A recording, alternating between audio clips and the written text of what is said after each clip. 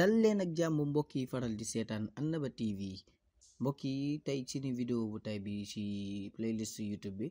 comme niñ ko gisee ci titre bi rek balaa ñuy dem ci loolu dañuy demander comme niñ koy defee chaque jour rek abonné ci chaîne bi pour soññ ñu ñuy gën a dugalaat yeneeni vidéo naka noonu suivre suñu page yi nga xam ne am neen ko ci réseaux sociaux yi comme bu ci mel ni Facebook ak Instagram dineen dugal lien yëpp ci suuf incha allah. comme ni ngeen ko gisee ci titre vidéo bi rek dañuy dem directement pour vidéo bañ a gudd naka la ñuy masquer suñu chaîne wala naka la ñuy supprimer suñu chaîne YouTube suñ saa buñ demoon ba bëgg ko voilà loolu moom mooy suñu titre vidéo donc pour masquer sa chaîne YouTube wala supprimer ko li ngay njëkk a def moom mooy da ngay connecter sa chaîne ba pare donc connecter nga ba mu leer na ne connecter nga barre de tâche bii nii foofu la ñuy dem ñu wàcce fii nii di nga gis plus donc plus boobu noonu ngay wàcc di nga gis li ñuy wax paramètres donc astafurlah plus boobu jarul nga koy wàcc parce que plus boobu playlist yi ñoo fi nekk donc lii nii ngay téye rek nga wàcc ba gis li ñuy wax paramètre mooy paramètre moo nekk nii paramètre bi donc nga bës ci paramètre bi donc boo bësee ci paramètre dina la indil lii nii ngeen di jàkkaarloog nii donc mu indil la ay paramétrage yu bari yoo xamante ne jàngalanteeguñ ko lu ci mel ni lien personnalisé pour sa chaîne ak yeneen yoo xam dinañ si yegg saa buñ ci yeggee incha allah tey li ñuy soxal rek la ñuy wax si suñu vidéo bi donc boo ñëwee di nga gis fii nii ay paramètres compte di nga ko gis léegi li ñu soxla ñun paramètre avancé fii nii ngay bës paramètre avancé donc mu génnee la paramètre avancé nga wàcc donc boo xoolee balaa ñoo wàcc sax ñu woon leen fii yëpp am na ay mbir mooy paramètre de la chaîne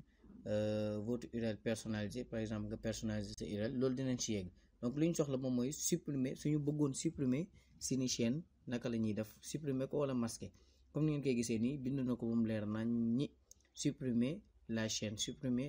bind na ko ba mu leer nañ donc foofu la ñuy bës pour supprimer waaye ñaari mbir la ñuy wax supprimer ak masquer donc masquer bi même chose ci suuf supprimer bi la nekk donc foog ñu bës pour mu génneel ñu option yi nga xam ne moom lañ bëgg a choisir su fekkee dañoo bëgg a masquer su fekkee dañoo bëgg a supprimer su fekkee dañoo bëgg a masquer dinañu woon suñu masquer suñu vidéo suñu chaîne bi lan mooy li nga xam ne dañ ko si ñàkk ak lan mooy li nga xam ne duñ koo ñàkk su fekkee dañuy supprimer chaîne bi tamit dinañu woon lan mooy li nga xam ne dañ koy ñàkk ak lan mooy li nga xam ne duñ ko ñàkk donc automatiquement dañuy dem ba supprimer la chaîne ñu xool information yi muy joxe donc boo bësee supprimer la chaîne dina la joxaat même chose dina la demander nga dugalaat sa mot de passe compte bi nga xam ne moom nga bëgg a supprimer donc automatiquement dañuy dugal mot de passe bi ñu xool voilà comme ni ngeen koy gisee nii indil nañu tableau lire masquer ou supprimer votre contenu sur YouTube donc vous allez masquer ou supprimer le contenu YouTube associé à Mor Mbacc 98 ça dépend si chaîne bi nga xam ne moom nga choisir bu fekkee beneen chaîne nga choisir loolu lay bind foofu donc yaay xool je souhaite masquer ma chaîne ou je souhaite supprimer mon compte définitivement donc boo bëggee supprimer sa compte YouTube bokkut ak sa compte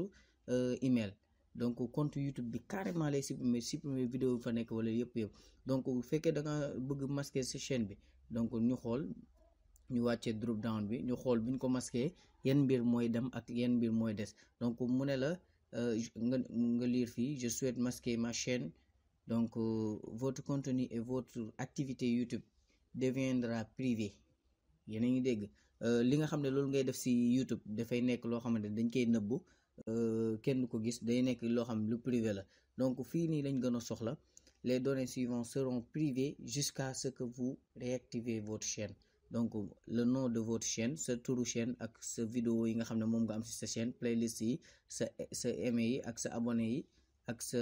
yow yi nga xam ne yooyu nga abonné sa chaîne ak ñi nga xam ne ñoo abonné sa chaîne aussi tamit li nga xam ne moom mooy supprimer su fekkee da ngaa masquer sa chaîne les données suivantes seront supprimées définitivement par exemple sa commentaire yi nga xam ne amoon nga ko ci sa vidéo yooyu moom day dañ boo masquer sa chaîne ba bugg ko activer waat dootoo fekk commentaire sa réponse yi nga répondroon ci commentaire yi tamit day dañ sa données yi nga xam ne moom nga defoon recherche ci YouTube beeg yu demee noonu xam nga Google da nga daan téye loolu tam day dañ donc su fekkente ne dem nga ba d'accord ci loolu nga coché case yi donc boo coché case yi après nga masquer sa chaîne bu fekkee masqué bu fekkente ne tamit aussi supprimer ngay def loolu da ngay sélectionner supprimer mu wan la les données suivantes seront supprimées définitivement vos vidéos playlist yi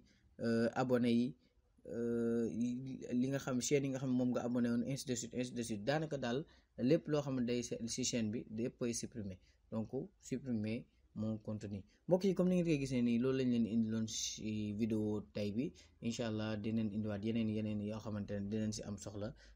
ñu leen ñaan ngeen continuer suivre ci ni tutoriel